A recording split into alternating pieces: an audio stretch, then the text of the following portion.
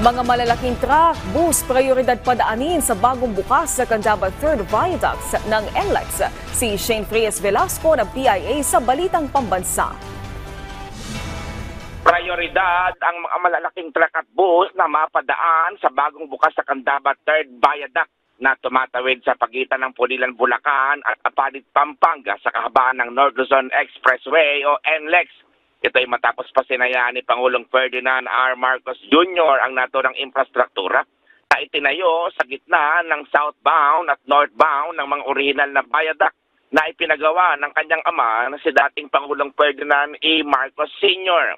Sinabi ni PBBM na patunay ang Candaba Viaduct na ngayon nadagdagan ng 3 pang linya na matatag at matibay ang tulay na nagsisilbing daanan ng kalakal, pagkain, manggagawa at mga turista na patungo sa Metro Manila at sa gitna at hilagang Luzon.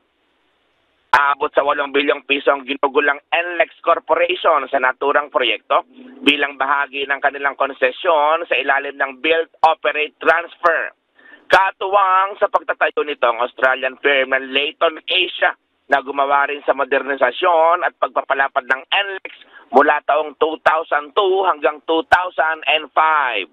Mula sa Philippine Information Agency gitnang Luzon, Shane Frias Velasco para sa Balitang Pambansa.